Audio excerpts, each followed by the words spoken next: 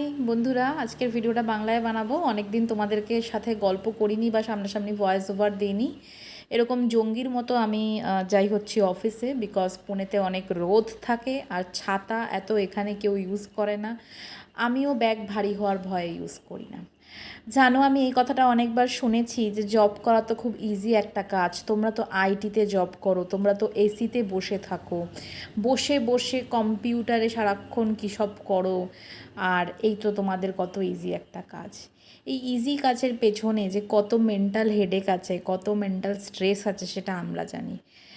মেয়ে মানুষ হিসেবে আমি এটাই বলবো, একটা মেয়ে বুঝতে পারবে আরেকটা মেয়ের সম্বন্ধে স্ট্রেস হলে একটা মেয়ের কতটা খারাপ হয়।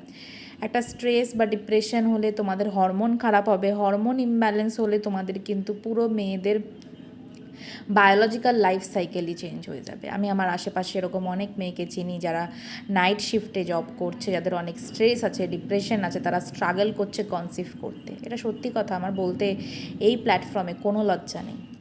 আজকালকার দিনে এই রোটেশনাল শিফটে জব করে, নাইট শিফট করে, মর্নিং করে, দুপুর করে, এইসব শিফটে জব করে, আর জবের যে হেডেক আর স্ট্রেস নিয়ে, বায়োলজিক্যাল হরমোনাল ইমব্যালেন্স নিয়ে কি করে যে মানুষ মা হতে পারবে, এটাই সব থেকে বড় একটা চিন্তার বিষয় বা ট্যাবু বলতে পারো।